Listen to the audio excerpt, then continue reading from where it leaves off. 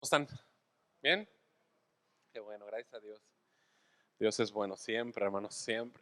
Bien, pues pueden abrir sus Biblias, por favor, en la carta a los Gálatas, capítulo 4. Gálatas, capítulo 4. Ya hemos orado, vamos a ir directo a la enseñanza. Este es el tema número 23, por si se preguntaba más o menos en qué número vamos en el número 23. Y esta enseñanza tiene por nombre el momento en el que el amor es rechazado a causa de la verdad. El momento en que el amor es rechazado a causa de la verdad. Vamos a leer desde el versículo 12 hasta el versículo 20.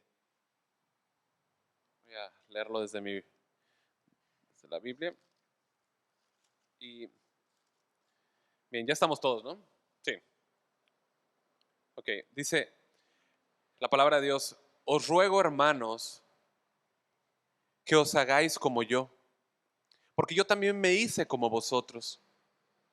Ningún agravio me habéis hecho, pues vosotros sabéis que a causa de una enfermedad del cuerpo os anuncié el Evangelio al principio.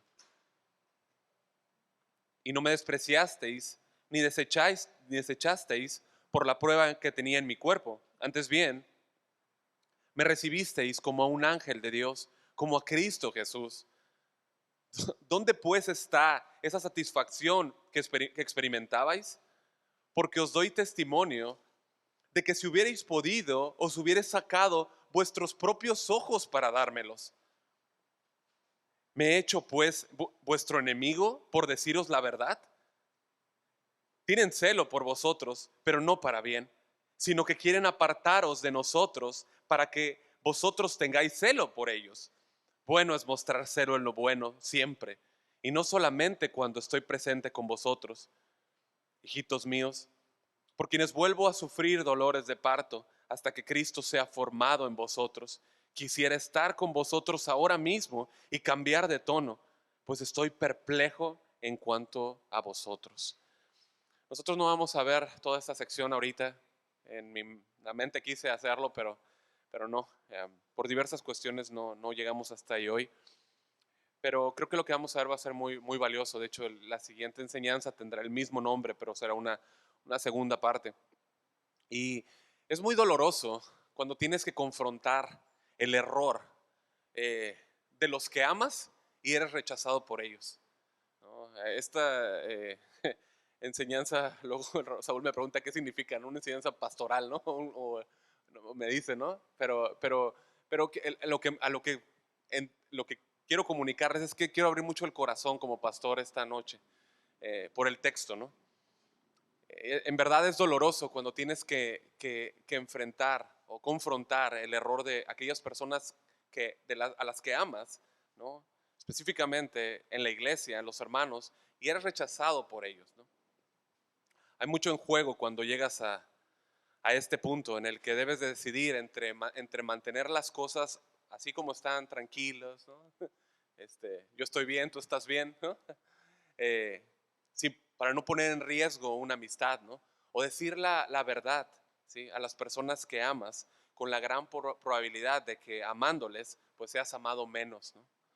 Am, a lo largo de los años he visto esa bifurcación en distintas relaciones, con familiares también, ¿no? Pero con hermanos, dentro y fuera, ¿no? De acá de la iglesia o en otras partes, ¿no? Lejos. Sí, es esto, ¿no? El comunicar la verdad siempre es doloroso, ¿no? Es riesgoso, ¿eh? Eh, Más que nada cuando la persona que es receptora de esa verdad que le vas a comunicar eh, se siente agredida, ¿no? Por lo que le estás diciendo. Pero la verdad siempre nos va a hacer responsables. La verdad siempre nos hace responsables. Tanto es responsable el que tiene que comunicar esa verdad como el que recibe la verdad. ¿Estamos de acuerdo? Tanto el que da como el receptor, ¿sí? Responsable el que da la verdad, responsable el que recibe la verdad. Winston Churchill, que fue primer ministro en Gran Bretaña, dos veces él dijo lo siguiente: los hombres de vez en cuando tropiezan con la verdad, pero la mayoría de ellos se levantan y se van corriendo como si nada hubiera pasado. Esto pues podría ser una respuesta común, ¿verdad? A la verdad, ¿no? ¿Sí? Podría ser una respuesta común. Nos tropezamos con la verdad y ¿no? Podría ser, aunque estemos huyendo, ¿no? Pero las personas que responden de esa manera siempre se colocan en una posición peligrosa, se colocan en una posición de tragedia, se colocan en una posición destructiva. Eh, es imposible amar y seguir a Dios sin amar y seguir su verdad. ¿Estamos de acuerdo? Es imposible seguir a Dios sin seguir la verdad. Los dos son inseparables. Dios es verdad. Toda su palabra es verdad. ¿Sí? Asume su palabra, es verdad, dice la Escritura. Escoger la mentira es igual a rechazar la verdad. ¿Estamos de acuerdo? ¿Tiene sentido? Escoger la mentira es igual a rechazar la verdad. Escoger la verdad es igual a rechazar el error, ¿no? A.W. Tozer dio una clara advertencia de esto cuando él escribió: el jardín desatendido pronto se verá invadido por malas hierbas. El corazón que falla en cultivar la verdad y desarraigar el error pronto será un desierto teológico. Bueno, Pablo ha tratado con los Gálatas, les ha confrontado por un ángulo, por otro, ¿no? Para que ellos puedan ver el gran error en el que han caído, ¿sí? La gran equivocación que han dejado ingresar en sus vidas al permitir que la enseñanza de los judaizantes fuera absorbida por ellos, ¿sí? Él ha usado, como ya hemos visto, diferentes argumentos tomados desde el Antiguo Testamento, les ha dado diferentes ilustraciones, ha tomado de aquí, de allá, para enseñarles, para establecer una enseñanza que la salvación es solo por gracia, por medio de la fe en Cristo. ¿Ven? La salvación es solo por gracia, sin la necesidad de ninguna obra humana, sin la necesidad de que ningún Gálata o que ninguno de ellos se adheriera de alguna manera a cualquier práctica de la ley, ninguna ceremonia, ninguna circuncisión. La ley, de hecho, lo que ha hecho es mantenerlos encerrados, esclavos, sin ninguna capacidad de escapar por ellos mismos, bajo una terrible custodia en la que son incapaces de librarse ellos, hasta que vino Cristo. ¿Se acuerdan? Hasta que vino Cristo. Entonces ellos fueron librados de la esclavitud y hechos hijos, adoptados, amados, herederos. Ellos ahora tenían una herencia, ¿se acuerdan? Ellos ahora tienen una herencia, son amados, son libres.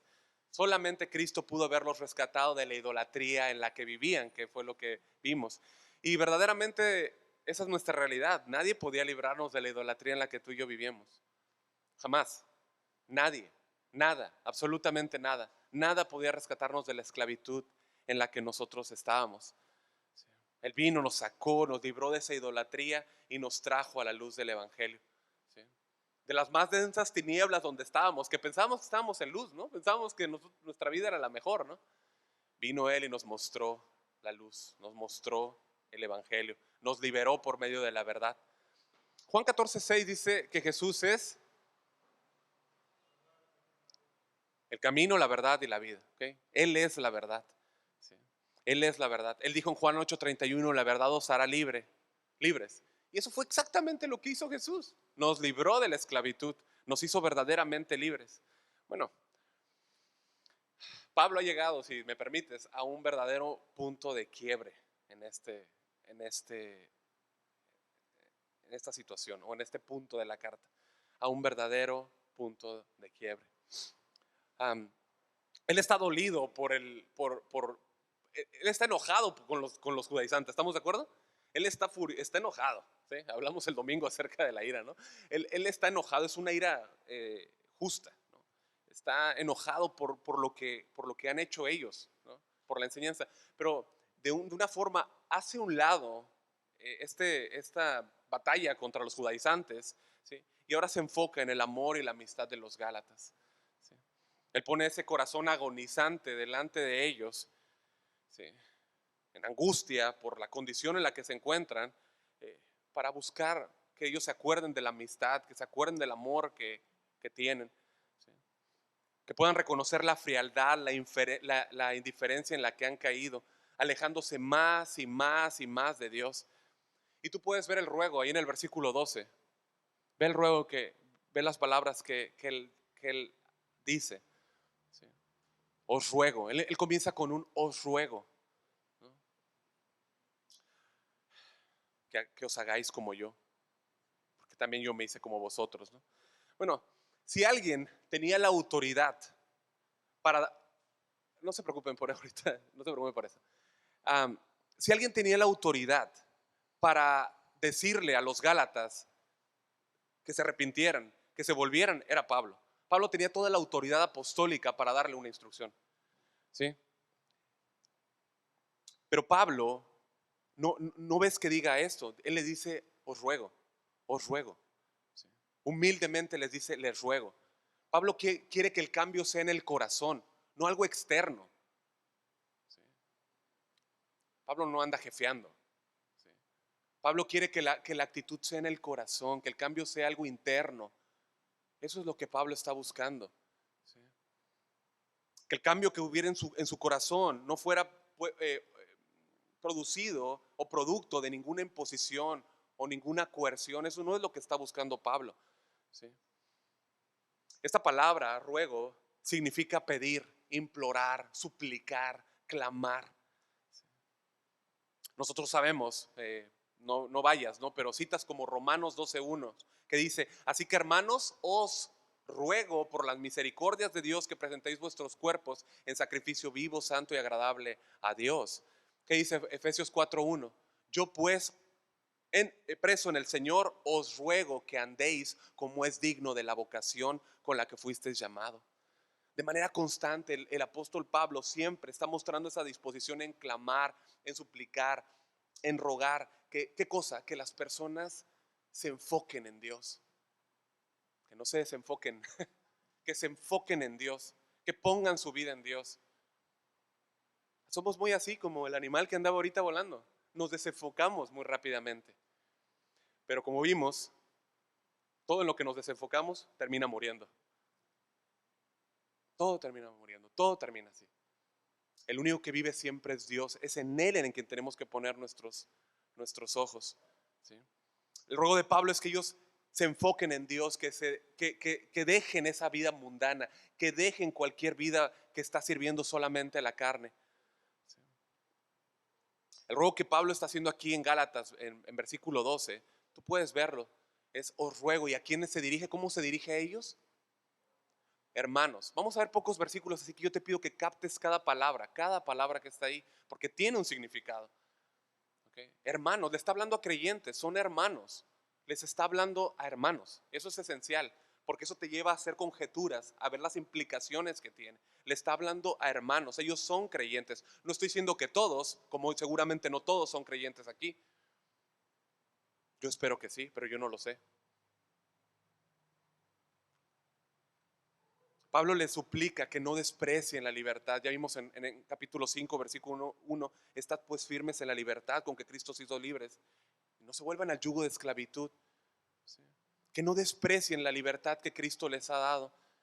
Esa libertad que Él mismo disfrutaba y que ellos habían visto. Cuando Pablo les ruega, les dice que os hagáis como yo, ¿sí? Ese rogarles que vivan como yo, es eso, esa súplica de Pablo a que ellos disfruten la libertad que Dios nos ha dado en Cristo. Eso es lo que Él quiere. ¿Sí? Misma libertad que ellos vieron que Él vivía. ¿Sí? Con amor les está diciendo que imiten esa libertad, que conozcan la misma libertad que Cristo le ha dado a Pablo y que les ha dado a ellos, pero que la conozcan. ¿Sí? Que puedan disfrutar esa libertad como de un hombre que no está sujeto a la ley judía, hermanos, ¿no? Que no está sujeto a ningún tipo de legalismo. Ahora, los Gálatas lo vieron entre ellos, ¿sí? De ahí Pablo los anima a decirles, asimismo quiero que ustedes vivan en libertad. Ese es el deseo genuino de un creyente. Un genuino creyente quiere que las demás personas vivan como él, ¿sí o no? Un genuino creyente le duele cuando las personas están en esclavitud. Yo antes de entrar aquí tuve un desacuerdo con alguien, ¿no? y pude ver la esclavitud en la que vive esa persona. Y dije, o sea, tú anhelas en el corazón que esa persona esté aquí entre nosotros, pero sobre todo que esté en Cristo, ¿no? Eso es lo que quieres, ¿no? Que los demás disfruten de la libertad del pecado, o sea, ser libres del pecado. Y eso solamente se puede en Cristo Jesús. Solamente es en Cristo que se puede vivir una correcta relación con Cristo. Uno puede vivir una correcta relación con casa de oración, digo correcta, así ven las comillas, ¿no? Y no estar teniendo una correcta relación con Cristo, ¿no? Para este punto, hermanos, hemos visto vida de Pablo, hemos visto cómo él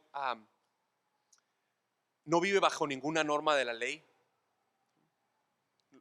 Nos ha mostrado, los ha llevado a vivir en la libertad, ha enseñado a los Gálatas a vivir en la libertad, ¿sí? Pero además de lo que hemos visto nosotros de la vida de Pablo aquí en Gálatas, si ustedes se acuerdan, recorrimos el libro de Hechos, ¿se acuerdan? Y en el libro de Hechos nosotros vimos mucho de la vida de Pablo, cómo él vivió una vida rigurosa, celosa en la religión judía, apegado a ceremonias. De hecho, en Filipenses nos habla que superaba a muchos de su época, ¿se acuerdan? O sea, él se abría paso, él iba hasta adelante. Si algo lo estorbaba para que su caminar en la religión judía llegase hasta donde él quería, él solamente lo hacía a un lado. Y para eso tenemos Hechos, donde nos habla de la persecución, ¿se acuerdan? Como él pidió cartas, ¿no? Él vivió una vida rigurosa en la ley judía. Vivía en esa vida que se basa en la justicia propia para entonces alcanzar la salvación de Dios. Y bueno, fue solamente hasta que Dios lo alcanzó por gracia que entonces él vino al Señor, que Dios cambió su corazón. Ahora la religión por obras había sido desplazada y la gracia en Cristo había llegado a su vida. Él ahora vivía libre de rituales, libre de ceremonias, libre de legalismo. ¿Cuántos han vivido en una vida de legalismo? ¿No? Qué horrible, ¿no? Qué terrible. Bueno, siempre que nuestra carne luego siempre quiere regresar ahí, ¿eh? No, es que si me siento de este lado es pecado y si me siento de esta fila, ¿no? ¿Por qué se sienten siempre en el mismo lugar? Siempre, ¿no? No estoy diciendo eso, ¿no? Pero esto son hábitos, es un ejemplo. Pero luego sí se ven cosas en otras áreas, ¿no? Como que haciendo ciertas cosas, ¿no? Y hermanos, es un descanso saber que no tenemos que hacer nada para ser más amados por Cristo, si estamos en Cristo. Es un descanso, hermanos. Es un descanso. ¿Sí? Bueno, Dios cambió y desplazó ese corazón religioso de la vida de Pablo, de ceremonias, para ahora vivir una vida en la gracia de Cristo, la gracia de Dios, con una correcta relación con Cristo, manifestando afuera lo que ya había pasado adentro, ¿no? Que vemos en Efesios 2. ¿Sí? En capítulo 2, versículo 16, ahí mismo en Gálatas, por favor, mira.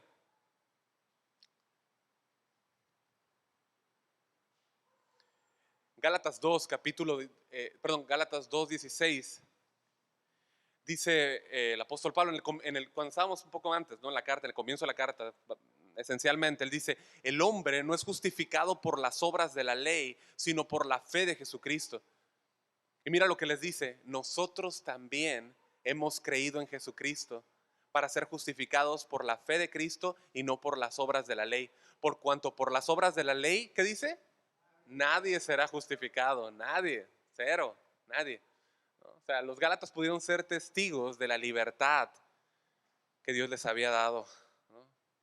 Y la libertad, pudieron ver la libertad con la que Pablo vivía, cómo vivía él entre ellos, ¿no? Cómo Pablo vivía una realidad de vivir en esa gracia, ¿no? Ellos debían recordar eso. Y Pablo les ayuda. ¿Cómo lo hace? Por medio de traer a su mente el pasado. Pablo ya les ha ayudado en otras ocasiones. ¿Se acuerdan? En la enseñanza pasada les habla de cómo ellos estaban en una vida sirviendo a los ídolos. ¿Se acuerdan? Ustedes antes servían a los que por naturaleza no son, ¿no? Dioses, ¿no?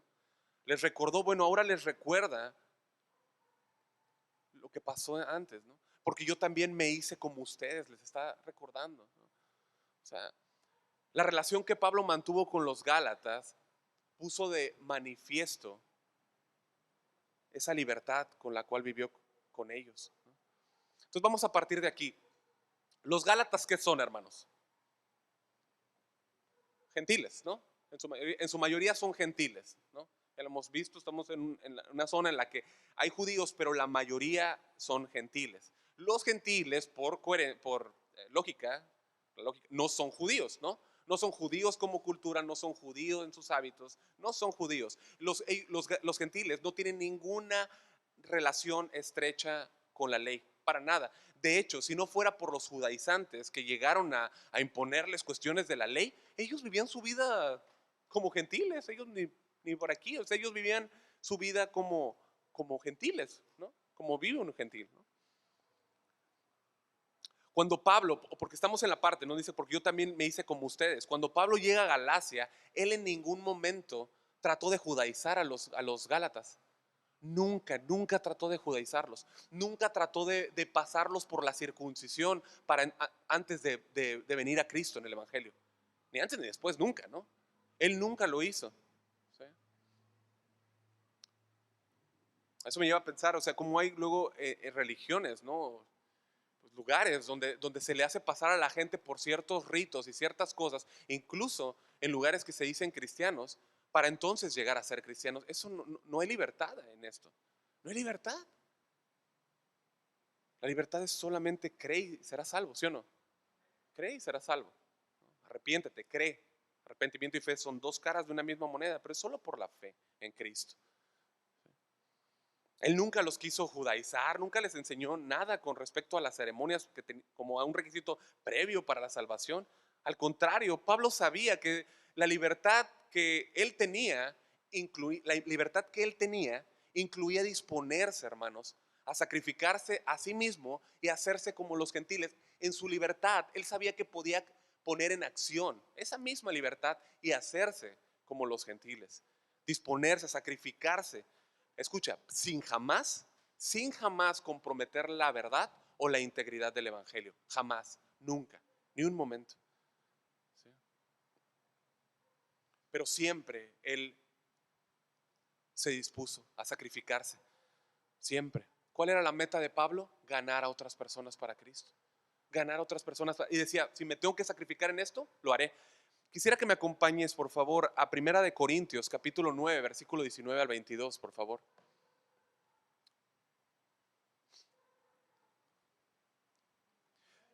Primera de Corintios, de la carta a los Corintios, capítulo 9, versículo 19 al 22.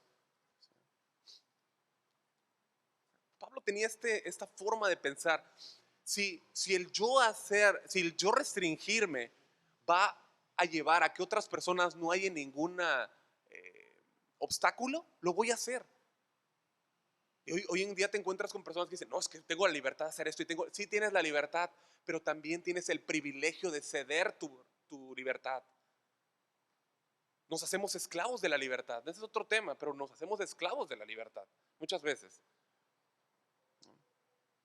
Entonces, aquí vemos como un resumen teológico del amor de Pablo. Es como que si quisieras meter en ¿cómo se llama? Raro, ¿sí? ¿No? En un archivo así chiquito, el amor de Pablo hacia la gente. Lee conmigo, por favor. Te confieso que no sé si estoy aquí en la Biblia de las Américas o la Reina Valera.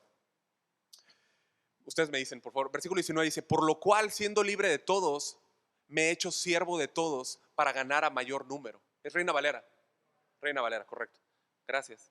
O sea, mira cómo dice que es Pablo. ¿Cómo dice que él es esclavo o libre? Libre, soy libre. Él dice libre. ¿Sí? Pero aún teniendo esa libertad, ve cómo la usa. ¿Cómo? Me he hecho a los judíos como judío para ganar a los judíos. A los que están sujetos a la ley, aunque yo no estoy sujeto a la ley, como sujeto a la ley, para ganar a los que están sujetos a la ley. Aquí está, no se confunden, está hablando de los judíos, tanto de un lado o de otro.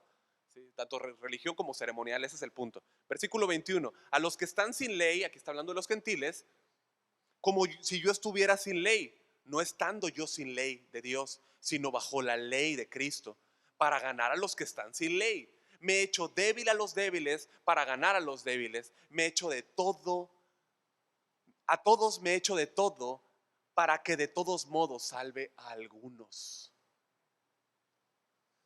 Este texto nos está diciendo, eh, o más bien no está diciendo lo que quizá algunos pudieron pensar cuando ven el texto, ¿no? Ahí está, me está diciendo que entonces me tengo que hacer como Pablo, como a todos. Entonces me voy a meter en un, no, nadie pensó eso, ¿no? Me voy a meter en un bar para ganar a los borrachos. O me voy a meter en una sala, en un casino para ganar a los supersticiosos. No está diciendo eso, ¿verdad que no? No está diciendo eso, para nada, ¿no? Baste ya el tiempo pasado, ¿no? En el que caminamos en pecado, ¿no? Tú debes vivir en santidad, guardarte del mundo. Lo que está diciendo Pablo es que tú y yo debemos restringirnos, no adoptar más pecados, ¿sí? Sino restringirnos. Eso es lo que está enseñando el texto. Restringir nuestros privilegios, ¿no? Por ejemplo, a los que se refiere el texto, cuando Pablo ministraba a los judíos, ¿qué hacía? Adoptaba costumbres judías.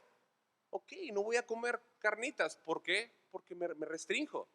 ¿Sí? Me restrinjo. Puedo restringirme. Incluso si tengo que guardar el sábado, lo voy a hacer. No porque pero si eso me va a ocasionar, lo voy a hacer delante de ti para, no voy a chambear ahorita. ¿Me entiendes? Eso era lo que él hacía. En cosas que él no consideraba esenciales, cosas que no atentaban contra el cristianismo, cosas que no ponían en duda la libertad que se podía obtener solo en Cristo Jesús. Eso es muy importante. ¿Sí? Cosas que él sabía que si no las hacía o las hacía no pasaba ningún problema. Pero si sabía que alguna cosa le ocasionaba un obstáculo, lo iba a quitar de en medio. ¿Para qué? Para que el evangelio fuera recibido. ¿Sí? Un ejemplo rápido de ello es Timoteo. ¿Se acuerdan Timoteo? Yo lo vimos, lo mencionamos al principio cuando hablamos de Tito. ¿Sí? Pablo y Bernabé llevan a Timoteo en el ministerio, lo van a llevar a predicar a un lugar donde hay muchos judíos. ¿Se acuerdan? Y Pablo sabe que ellos saben, que Timoteo sabe que no está circuncidado. Y es un problema. ¿Sí? Porque si entraba ahí y no estaba circuncidado, sería una ofensa. Iban a entrar a la sinagoga, no podía entrar así. Iba a ser iba a haber un problema e incluso podía ocasionar un obstáculo para recibir y escuchar el evangelio.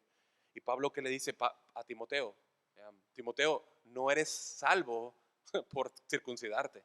No obtienes ningún favor, pero ¿sabes qué? Por bien del evangelio, para que el evangelio avance, hazlo, ¿no? Y lo hace, ¿no? ¿Se acuerdan que no fue lo mismo? No hay ningún problema porque Timoteo era ¿qué? Judío, gentil. Judío, era judío, ¿no? Entonces no había problema, ¿no? Madre judía, padre griego, pero era judío. ¿Cuál fue el problema con Tito? Tito no, Tito es gentil. Ahí sí está poniendo en problema y en entredicho el evangelio. Y no se dio. ¿Se dan cuenta? ¿No? Cuando ministraba a los gentiles, que dice ahí el versículo 28, los que están sin ley, pues es una descripción de los gentiles, ¿no? En general, ¿no? Se hacía como ellos. Y nuevamente no es que participaba en ninguna clase de pecado, obviamente, ¿sí? Jamás. ¿Sí? La ley fue dada a los judíos, no a los gentiles. Los gentiles entonces estaban sin ley. A eso es a lo que se refiere, estaban sin ley. ¿Sí? Cuando Pablo estaba con los gentiles se adaptaba a sus hábitos, nuevamente sin ningún pecado, ¿no? Sin incurrir en ningún pecado, ¿no? Dios dice que se hizo como a los débiles, está hablando a los corintios, se hizo como a los débiles. Acuérdense que había débiles y fuertes, ¿se acuerdan? En el comer alimentos que eran sacrificados a los ídolos, ¿se acuerdan? Es algo que él va a tratar ahí con los corintios, ¿no? Que esa diferencia no debía causar ninguna interrupción de la paz entre débiles y fuertes, ¿no? Entonces, lo que Pablo quiere enseñarnos es que su amor por los demás y el amor por los demás siempre nos debe llevar a negarnos a nosotros mismos, a restringirnos, ¿sí?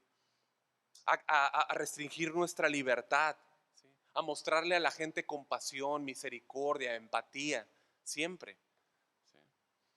Por encima de nuestras libertades, con tal de que ellos vengan a Cristo. Podríamos hablar de muchos ejemplos, hermanos. Vamos a dejarlo abierto ahorita para que usted pueda estar meditando en ello, ¿sí? Lo que es bien importante tener ahorita bien en claro es en nuestras vidas, ¿sí? Diariamente no causar tropiezo. no está aquí en el bosquejo, pero gracias a Dios, ¿no? Yo les dije que hace rato tuve un asunto antes de llegar aquí, ¿no? Yo le doy gracias a Dios porque si hubiera habido un conflicto con esa persona que no es cristiana y mi actitud hubiera sido diferente, eso hubiera sido un tropiezo para él. De ahí es donde dicen, oye, pues ustedes todos los cristianos, ¿no? Yo le doy gracias a Dios porque gracias a Dios no se dio eso, ¿no? Y al menos en esta situación, no sé mañana, Dios nos ayude el Señor, ¿no? Pero al menos en esta situación no va a haber un tropiezo para que esa persona diga, eh, se me trató sin amor, ¿no? Para nada, ¿no? Al estar con los Gálatas, gentiles, bueno, Pablo nunca negó su judaísmo, pero en su vida práctica, ¿sí? Um, él mira a los gentiles bajo la libertad en la que él vive, como mostrándoles el evangelio. Cuando está con los gentiles les muestra el evangelio. Cuando está con los judíos, ¿qué hace? Les muestra el evangelio. Ese es el punto, lo más importante, mostrar el evangelio, ¿sí? La prioridad de Pablo estaba bien ubicada. Ahora, si hay algo que vemos en este versículo 12, es la humildad del apóstol Pablo. Es la humildad del apóstol Pablo. Él les ruega, ¿estamos de acuerdo? Primero que nada les ruega. Segundo, se pone como ejemplo. O sea, él está hablando del ejemplo. Se muestra como alguien que está dispuesto a restringir su libertad con tal de, por amor a ellos. ¿Cuánto nos enseña este versículo, mis amados? Este solo versículo, nada más, nada más. Nos enseña humildad, nos enseña a restringirnos, nos enseña muchas cosas, ¿no? A no hacer cosas por egoísmo, a no hacer cosas por vanagloria. Una actitud humilde en nosotros, considerando a los otros, como dice, como mayores, como superiores a nosotros, como dice Filipenses, ¿no? Bueno, ahora el versículo 13, ¿no? Pablo tiene algo, no solo aquí. A medida que tú estudies a Pablo, tú vas a ver que él tiene una mente, ¿cómo lo puedo decir? Él se anticipa a las preguntas de las personas en temas menores y temas muy importantes, ¿no? No es que toda la Biblia es importante, pero hay temas que te dejan temblando, ¿no? Siempre se anticipa a lo que va a preguntar la otra persona, ¿no? Y este es uno de los casos, ¿no? Se anticipa a lo que ellos puedan pensar. Quizá ellos pudieron decir dentro de ellos, bueno, Pablo, lo que está pasando es que Pablo está sentidito, ¿no? Lo que pasa es que Pablo está sentido y está tomando esto con un sentir, con un sentimiento personal, ¿no? Somos así, ¿verdad que sí? A veces somos así, ¿no? Pablo está dolido, se siente dolido. Y él les dice en el versículo 12, ningún agravio me han hecho. O sea, ustedes no me han hecho ningún daño. O sea, ¿te das cuenta? Porque si alguien te está hablando, bueno, hermanos, esto hay mucha enseñanza, mucha enseñanza, ¿no? O sea, él se anticipa y les dice, no me has hecho ningún agravio, no me han hecho nada. O sea, ustedes no me trataron mal. O sea, hermanos, yo deseo con un corazón humilde que ustedes entiendan que lo que estoy diciéndoles es por su bien. Es para ustedes, no para mí. Es lo que les está diciendo. Eso es lo que les quiere que les quede bien grabado, ¿sí? Y para expresarlo mejor, Él les recuerda quiénes eran, como dijimos, antes de venir a Cristo. Es más, o sea, que ya les recordó que eran antes de venir a Cristo, idólatras, ¿se acuerdan? Ahora les va a recordar qué eran cuando vinieron a Cristo, ¿sí? ¿Qué era?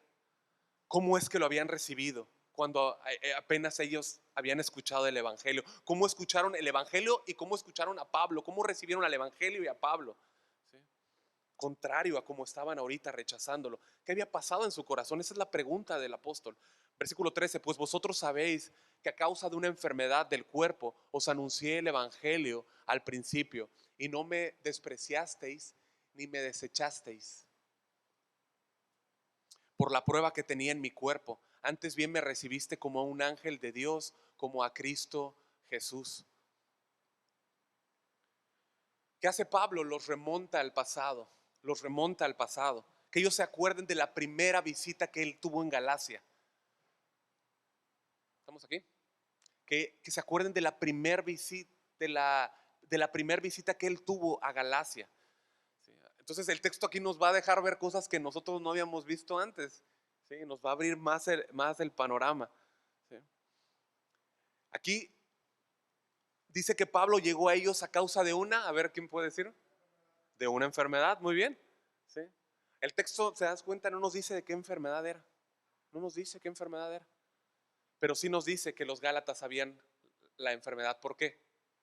Te pregunto porque quiero ¿qué dice? ¿Por qué? ¿Alguien? No, pero ¿cómo sabemos que los Gálatas sabían qué enfermedad era? No, porque la palabra lo dice, pues vosotros sabéis. Me refiero a que vayamos con pausas, ¿te das cuenta? Lo que nosotros no sabemos, los Gálatas sí lo sabían. Los Gálatas sí sabían qué enfermedad tenía Pablo. Y hasta la fecha los teólogos no han caído en un solo asunto. Los Gálatas sí lo sabían. Impresionante.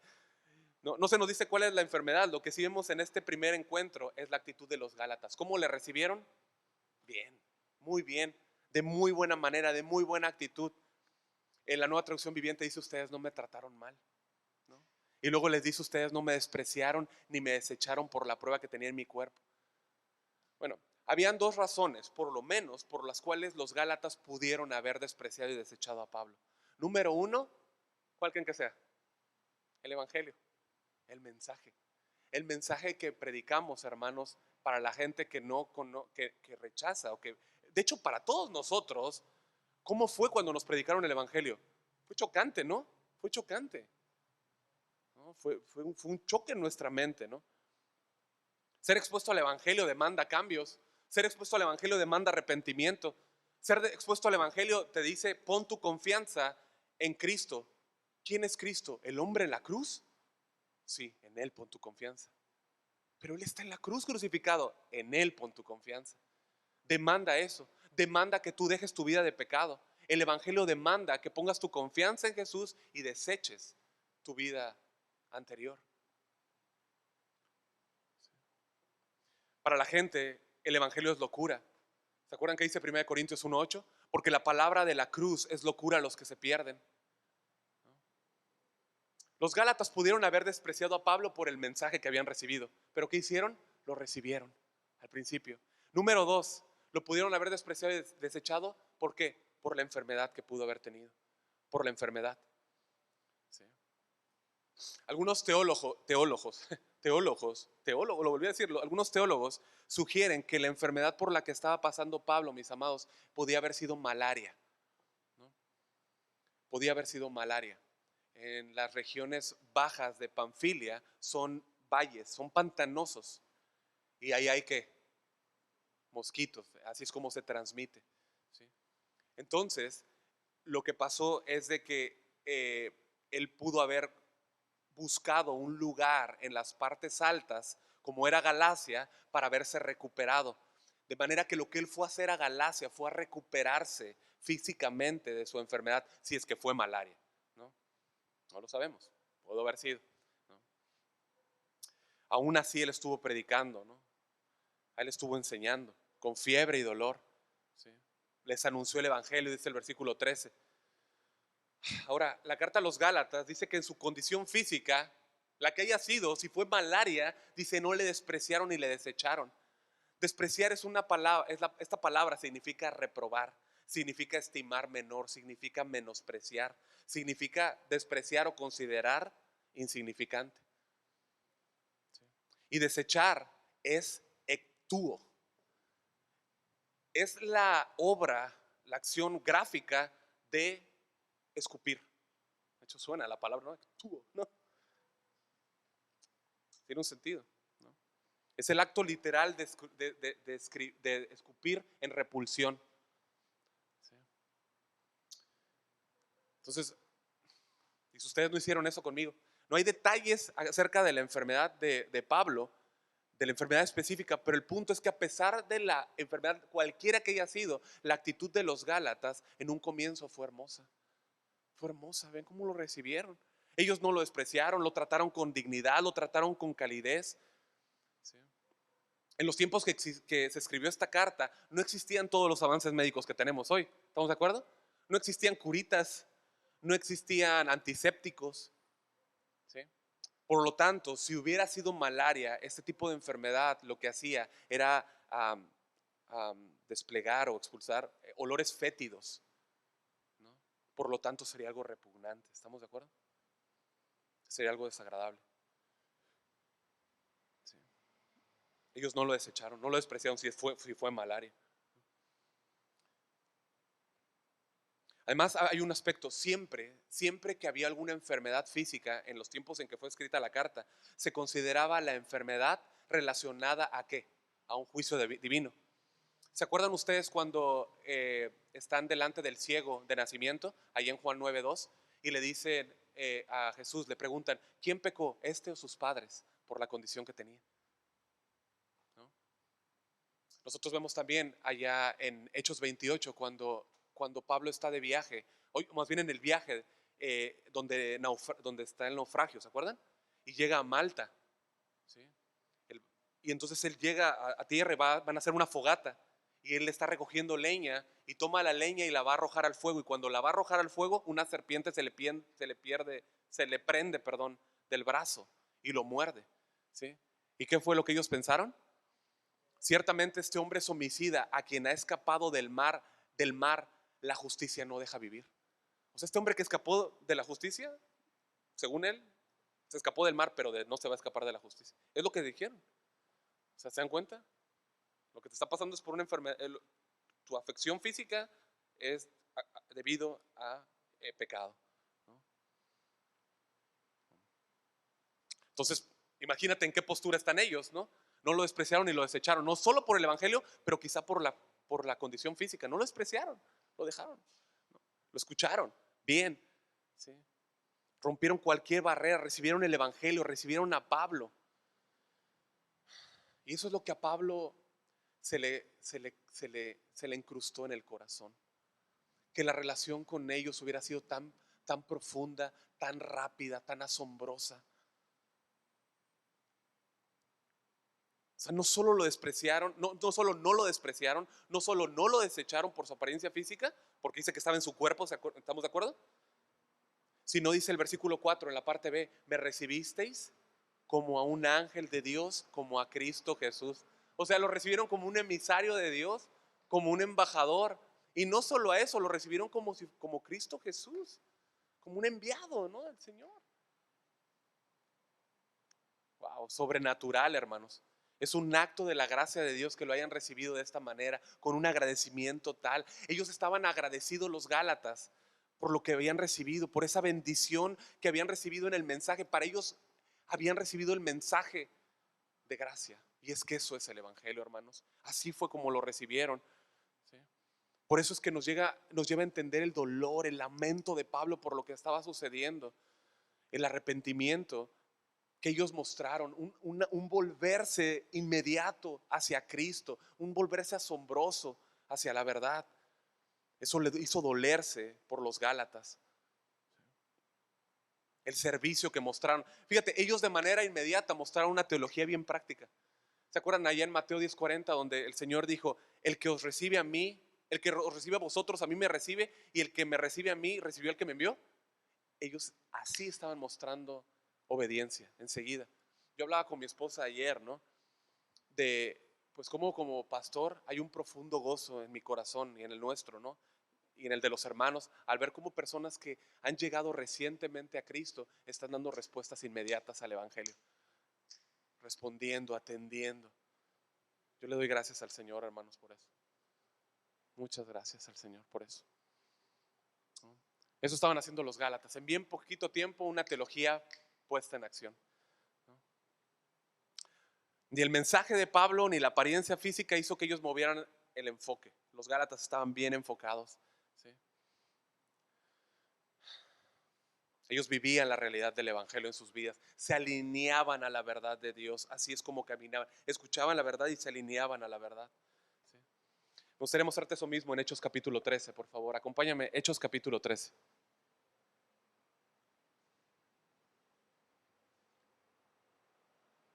Nosotros vemos aquí cómo se vio esa relación inicial de Pablo con los Gálatas. Cuando nosotros estudiamos Hechos, nosotros vimos que existía una forma en la que se presentaba el evangelio. ¿Estamos de acuerdo? Era un patrón, era una orden. ¿Cómo se presentaba primero el evangelio a quiénes?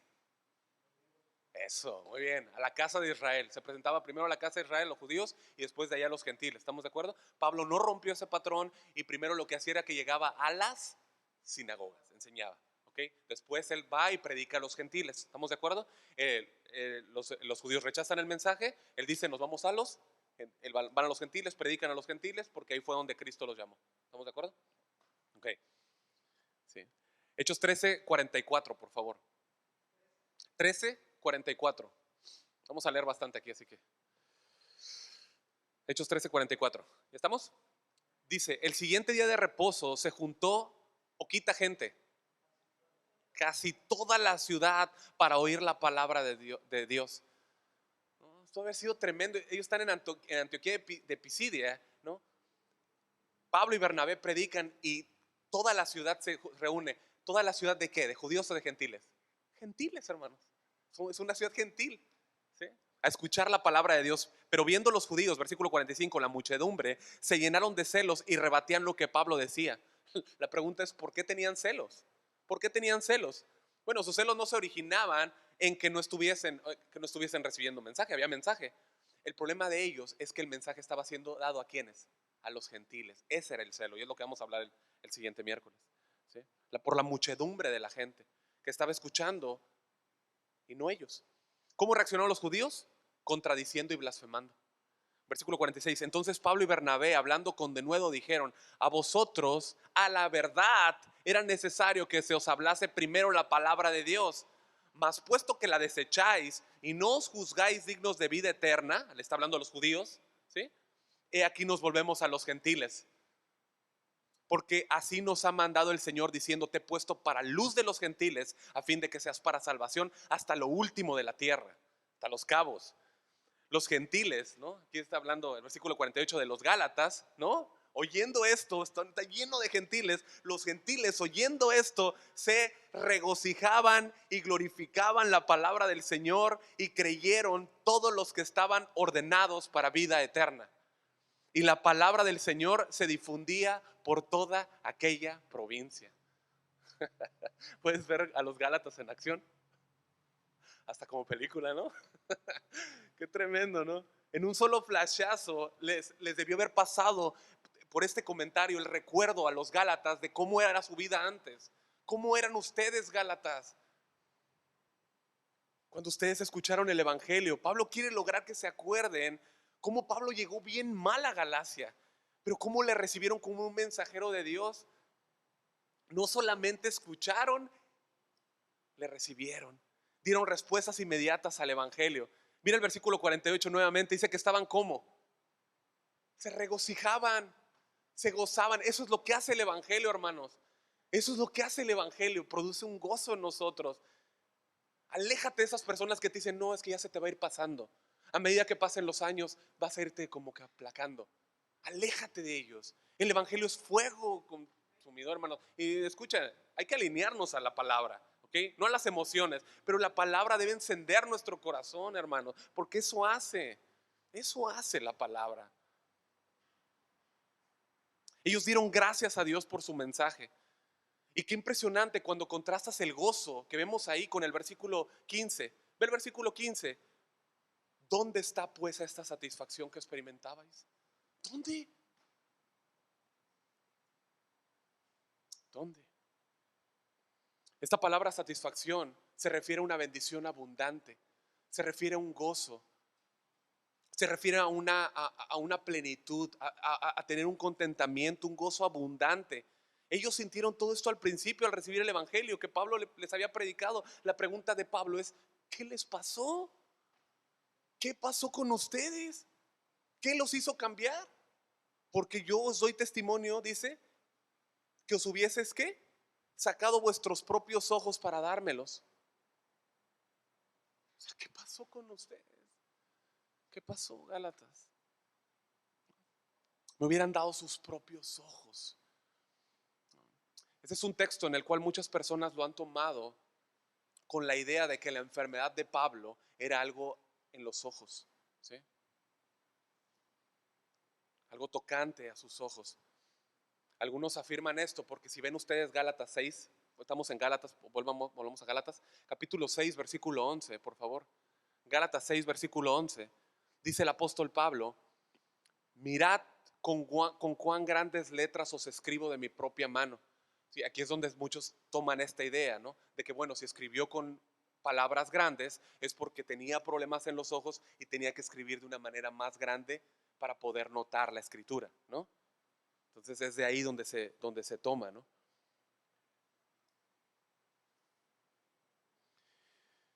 Pero el texto está diciendo que se hubiera sacado los ojos para dárselo, ¿no? En el Medio Oriente hay muchas enfermedades, y una de ellas son las enfermedades con los ojos, ¿sí? Muchas enfermedades hay enfermedades de los ojos, ¿no? También, de hecho, se sabe que la malaria, yo estaba checando varias cosas, pero tiene problemas, produce daño en los ojos, ¿no? En el nervio óptico, y puede llegar a ocasionar un daño grave, ¿no? Un daño grave hasta perder la vista, ¿no? Entonces, es posible que cuando Pablo se está refiriendo allá en 2 Corintios 12, ¿se acuerdan de aquel aguijón que Dios le ha enviado? ¿Se acuerdan? El mensajero Satanás, posiblemente, o sea, de ahí donde ellos toman que haya sido una enfermedad en los ojos, ¿no? Esa enfermedad que donde él sabe que Dios le envió perdón, no es enfermedad, ese aguijón para humillar a Pablo y recordarle depender de la gracia de Dios. Amén. Gracias a Dios por esos aguijones que Dios pone en nosotros, ¿no? Escuchó hermanos, es una bendición, hermanos. Es una bendición, nos ayuda a, a no subirnos, ¿no? Bueno, sea cual sea que haya sido el caso de la enfermedad, haya sido malaria o cualquier otra enfermedad, algunos mencionan que fue migraña, otros dicen que fue epilepsia, ¿no? Sea una enfermedad con los ojos. Aquí lo que está hablando Pablo es una frase hiperbólica, es una expresión, ¿sí? Eso es lo que él está, no debemos de hablar más de lo que está, es una frase, es una hipérbole, es una frase hiperbólica, ¿sí? Es como cuando tú dices, te he dicho esto 1.000.000 de veces. ¿Has dicho eso 1.000.000 de veces? O he esperado esto. Hace 1.000.000 de años que no me mandan la contratación del trabajo. Eso no es cierto. Es una hipérbole. Bueno, eso es lo que está diciendo. Está usando una hipérbole para recalcar un punto. ¿Cuál punto? Que ellos hubieran sacado los mismos ojos para llevar al grado máximo, ¿sí? O sea, lleva a un grado máximo lo que él quiere decir. ¿Qué cosa? Que ellos hubieran estado listos en cualquier momento para servir a Pablo, en lo que él necesitase, prestos para ayudarle, ¿sí? Que ellos tenían un cariño intenso por Pablo. Es como si Pablo les hubiera dicho: en aquel tiempo ustedes me hubieran dado sus ojos, hermanos. Hasta sus ojos me hubieran dado. ¿Qué fue lo que pasó con eso? Esa es la pregunta de Pablo. ¿Qué fue lo que pasó con su corazón, Gálatas? ¿Dónde quedó esa relación tan hermosa que teníamos? ¿Dónde está? ¿Sí? O sea, Pablo le está diciendo, ¿qué pasó? O sea, no solo les enseñé a ustedes, ustedes me enseñaron a mí. Ustedes me enseñaron con esa actitud que tenían, tan presta, tan activa, tan obediente, tan sensible al Evangelio. ¿Qué pasó? ¿Qué fue lo que pasó? ¿Cómo cambiaron tan rápido? Fíjate, en el versículo 29 les dice hijitos. O sea, de ser como un padre espiritual a ellos, ¿no? Ahora, ve lo que dice el versículo 16. Se ha vuelto enemigo de ellos. Él pregunta: ¿me he hecho pues vuestro enemigo? ¿Por qué? Por deciros la verdad. ¿Me he hecho su enemigo por deciros la verdad? Hermanos, el versículo derrama por sí mismo el sufrimiento de Pablo. El versículo mismo derrama el sufrimiento de Pablo.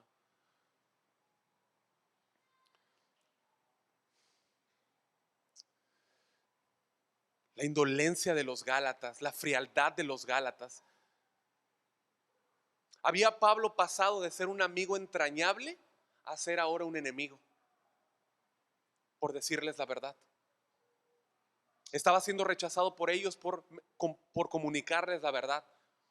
Hermanos, una congregación debe amar a sus pastores y ancianos, hermanos. Y eso es algo que se tiene que enseñar desde aquí. Pues si no, ¿quién? Una iglesia debe amar a sus pastores y ancianos, ¿sí? No por quiénes son ellos, hermanos, sino por el amor que Cristo ha mostrado a su iglesia dando pastores y ancianos. ¿Se entiende? No es por la persona, sino por el amor a Cristo, ¿sí? La iglesia debe aprender eso. En la iglesia que usted esté o en la iglesia que usted se vaya a ir, usted debe amar siempre a sus pastores y ancianos. Siempre, siempre. La iglesia debe aprender esto, debe aprenderlo. Un comentario dice: en la medida en que los ministros y maestros de la palabra de Dios enseñen la palabra, en ese mismo grado deberían ser recibidos como los Gálatas recibieron al apóstol Pablo en el principio. Los ministros no deben ser recibidos y evaluados sobre la base de su apariencia personal, logros intelectuales o modales agradables, sino si son o no mensajeros de Dios que llevan la palabra de Cristo. Cierra la cita. Los Gálatas, hermanos, habían ahora caído, estaban pecando, estaban cometiendo traición espiritual, deserción espiritual, ¿sí? Estaban siendo desleales a Cristo y al Evangelio, y al hacerlo esto, el corazón de Pablo era roto. Duele, mis hermanos, cuando piensas que alguien es creyente y se vuelve atrás y se vuelve al mundo. Duele mucho, duele mucho. Yo me acuerdo mucho un obrero que iba por nosotros en la iglesia bautista, me acuerdo, iba por nosotros desde chiquito, todos los domingos iba a recogernos, y cuando era escuela dominical siempre estaba con nosotros, iba por nosotros, nos llevaba, estaba en los campamentos, era esposo de una maestra, ¿no?, que nos enseñaba también, y era un hombre ejemplar, y yo años después lo encontré perdido en el mundo, ¿no? Perdido en el mundo, y eso rompió mi corazón, ¿no? Hasta la fecha trato de mantener contacto con él. Debo tratarlo más duro. Duele, hermanos, cuando alguien se vuelve al mundo. Rompe el corazón cuando alguien que ha sido llamado a la libertad de Cristo está siendo esclavo a través de diferentes cosas. Eso duele como pastor, por supuesto que duele. Duele cuando alguien que estaba sirviendo alegremente ahora se ha dejado esclavizar por otras cosas y tiene un corazón duro. Eso duele. Duele. El dolor que Pablo aquí refleja, más allá del dolor de Pablo, es el dolor de Cristo. Es el dolor de Cristo. Cristo, la Trinidad, Padre, Hijo, Espíritu Santo, se duelen cuando una persona que ha sido liberada por la Trinidad, ¿estamos de acuerdo? El Padre llama, el Hijo se sacrifica, el Espíritu Santo aplica ese sacrificio al creyente, le llama a la libertad y ve la Trinidad, Dios uno, viendo a esa persona esclavizada por pecados. Se duele, se entristece. Efesios 4:30 dice: no entristezcáis al Espíritu Santo, con el cual fuiste sellado para el día de la redención. Necesitamos, hermanos, que Dios nos muestre en una mayor medida el dolor que ocasiona a Dios cuando aquellos que hemos sido llamados a la libertad actuamos pecaminosamente, voluntariamente, porque es voluntariamente, hermanos, es voluntariamente. En Lucas 15, ¿se acuerdan cómo hay un gozo por por el perdido? ¿Cómo los cielos celebran? Yo cuando estaba estudiando este texto, yo puedo entender cómo los cielos se impregnan del gozo de Dios. Es del gozo de Dios, ¿estamos de acuerdo? Los cielos se impregnan, pero lo mismo pasa cuando cuando hay tristeza por el pecado de los hijos. Lo mismo. Hay una tristeza. ¿O qué ángel podría estar contento mientras Dios está feliz? Perdón, ¿qué ángel podría estar contento mientras Dios está triste? ¿No? ¿Quién? La tristeza de Pablo no es por él, es por ellos. Los ama. Pero ahora lo ven como un enemigo, por decirles la verdad. De hecho, la palabra enemigo, no sé qué más me impactó, vamos a terminar, pero no sé qué más me impactó. Si cómo se pronuncia la palabra enemigo o lo que significa. No, ¿cómo se escribe? Se escribe exros, pero significa odiar, significa odioso, un adversario, sustantivo de Satanás. ¿Se acuerdan allá en Lucas 10:19 donde dice: he aquí os doy potestad de hollar serpientes, escorpiones y sobre toda fuerza del enemigo?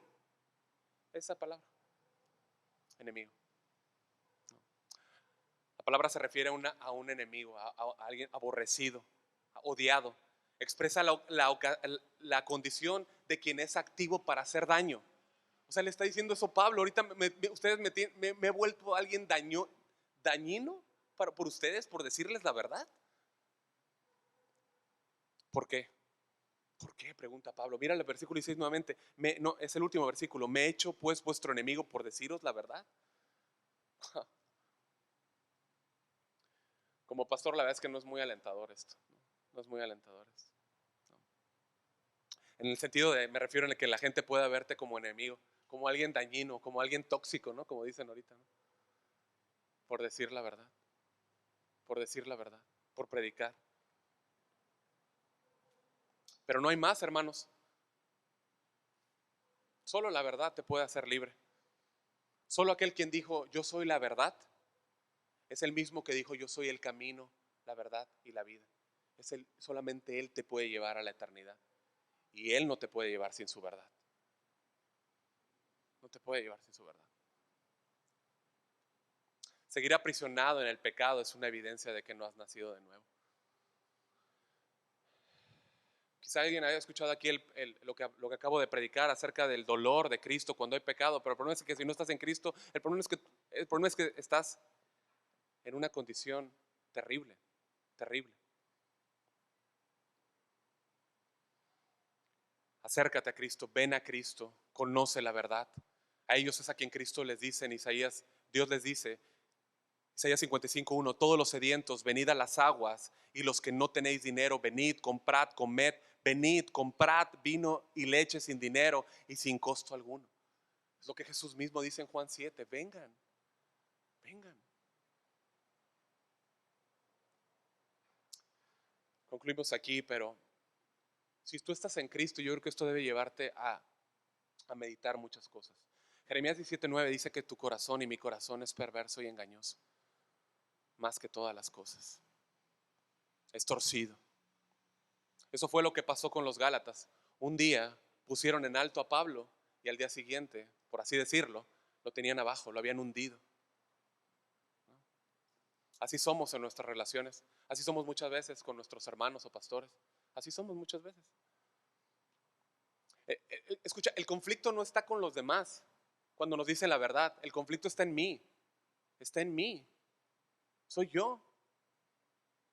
Está en mí. ¿Pablo cambió la enseñanza, acaso? Más adelante decir, por quienes vuelvo a sufrir dolores de parto. O sea, ¿cambió el mensaje? No, jamás. Fue el mismo mensaje. No ha cambiado. El problema es ellos. Ellos dejaron meter otras cosas en su corazón. Ellos dejaron meter argumentos y ahora están cruzando espadas con el evangelio. Eso es lo que está pasando. Hermano, ten mucho cuidado con qué estás defendiendo a que cruce espadas con el evangelio. Ten mucho cuidado. No hay espada que pueda ganar la verdad de Dios. No la hay. Vas a acabar hiriéndote. Vas a acabar haciéndote un harikiri. ¿Sabes lo que es un harakiri? Ese ritual japonés, ¿no? De honor, donde se abre en el vientre. El corte es profundo. El corte es profundo. Cuando somos desleales y deshonramos al Señor, no hay nada honroso. No hay nada honroso. No lo hay. Cuando nosotros desechamos y despreciamos la verdad, despreciamos y desechamos al que trae esa verdad, a Cristo. Yo te ruego, iglesia, que seas dócil a escuchar la verdad, a escuchar la palabra. Cuando alguien te habla la verdad, debes dejar a un lado si lo dijo bien o si lo dijo mal. Es verdad, la verdad es verdad. ¿Estamos de acuerdo? Si fue grosera la persona, ve la verdad atrás de esa persona. Es verdad. Y si es verdad, no deja de ser verdad. Y hermanos, no veamos como enemigos a los que nos dicen la verdad. No son enemigos. No lo son. Veamos detrás de esa verdad. Consultemos. Esa verdad que nos está hablando, ¿con qué? Con la Biblia. Consultemos con la Biblia. ¿Sí? Seamos agradecidos con Dios por cómo Él nos cuida y nos pastorea. Isaías 58:11, Jehová te pastoreará siempre, y en la sequía saciará tu alma y dará vigor a tus huesos, y serás como huerto de riego y como manantial de aguas, y cuyas aguas nunca faltan. Él es el buen pastor, hermanos, pero nos pastorea con la verdad de su palabra. Amén. Vamos a orar. Bendito Dios y Padre celestial, Padre, te damos muchas gracias. Gracias. Venimos a ti agradecidos, pidiendo que nos ayudes a amar más tu verdad. Amar más, Señor, aquella verdad que nos es confrontada, aquella verdad que nos dirige, Señor, porque sabemos que es tu fidelidad enseñándonos, dirigiéndonos, Señor. Ayúdanos, por favor. Ordena nuestros pasos, Señor, y ayúdanos a ser agradecidos. Ayúdanos a no olvidar, Señor, lo que tú has hecho por nosotros. Ayúdanos a poner en práctica, Señor, la verdad que nos has hablado. Y, Señor, que podamos ser o poner en práctica aquella instrucción que tú le diste a los efesios, que recordaran, que se arrepintieran y que ponieran en práctica las obras primeras. Aquellas obras, Señor, que hicimos, aquella actitud que tuvimos cuando escuchamos el Evangelio, que jamás se apague, Señor. Que vayamos hacia arriba, hacia adelante, Señor, creciendo, y que tu reino sea establecido más profundamente en nuestros corazones y que otros vengan a él, Señor. Te lo pedimos, Señor, y rogamos todo esto y te damos gracias por ser tú el pastor de pastores. Te damos toda la gloria a ti, en el nombre de Cristo Jesús. Y su iglesia dice, amén. Amén. Que Dios les bendiga, hermanos. Muchas gracias por su tiempo.